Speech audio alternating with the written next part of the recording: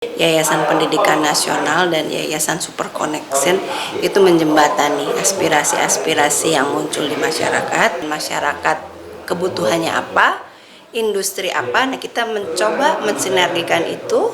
Setiap perubahan harus siap diantisipasi oleh para penyelenggara pendidikan. Linknya antara Yayasan Pendidikan Nasional dengan rekan-rekan dari alumni Institut Teknologi Bandung itu cukup solid ya, cukup dekat.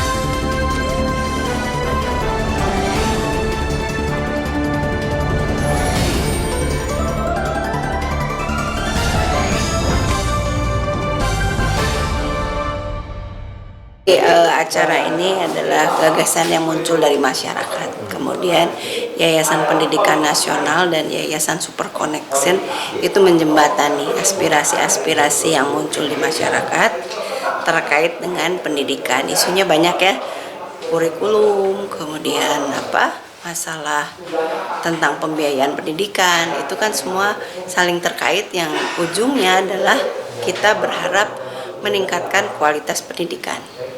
Outputnya adalah antara kita bisa menjembatani kebutuhan apa yang muncul di dunia pendidikan butuhnya apa, kemudian masyarakat kebutuhannya apa, industri apa. Nah, kita mencoba mensinergikan itu untuk berkolaborasi, kemudian menyambut harapan-harapan Pak Menteri bahwa ke depan akan ada kurikulum baru, dan itu memang harus dilakukan ya. Ternyata karena seringkali masyarakat mengeluh, ganti menteri, ganti kurikulum. Dan ternyata pergantian kurikulum itu ternyata penting kan, kalau sudah kita lihat paparan dari pengawas tadi. Kenapa? Ya kan memang harus menyesuaikan dengan keadaan lah, jadi harus progresif.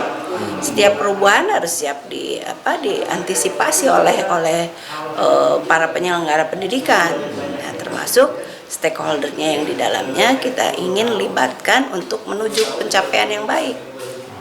Jadi kami tergabung dalam Yayasan Super Connection.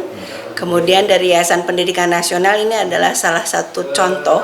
Sekolah ini memang didirikan oleh para senior ITB.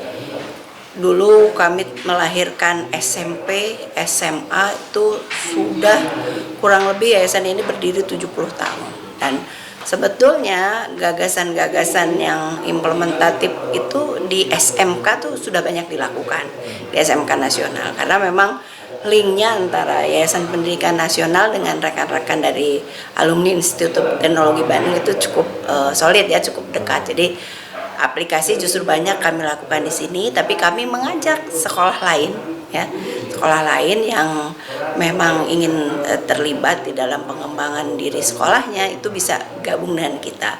Nah, kami ingin mengajak LSM itu, ayo kita cerdas. Jadi jangan mengkriminalkan sekolah. Jadi kita harus sama-sama tahu kebutuhan di sekolah itu seperti apa, kemudian tanggung jawab yang diberikan sekolah itu apa, kita cari solusi. Nah, yang juga ingin diimbau para aparat yang memang duduk di DPR yang peduli pendidikan. Jadi jangan mempressure. Jadi hanya berbicara aja, misalnya, "Woi, ini bebaskan ijazahnya," dan lain sebagainya, tanpa dia melihat apa sih masalah yang sebetulnya harus dibantu diselesaikan.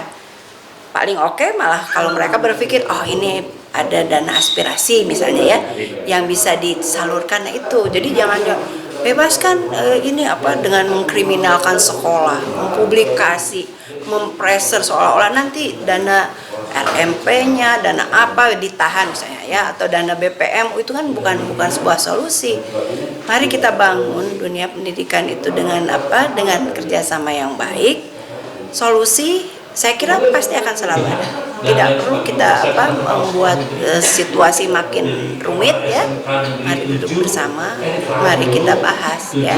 Ini salah satu contoh untuk kami melahirkan gagasan gimana sih kita bisa mendapatkan pembiayaan yang melalui CSR atau apapun juga ya. Ujungnya memang kita ingin memberdayakan siswa. Artinya kalau siswanya berdaya, ya mungkin masalah pembiayaan bukan jadi kendala lagi ya.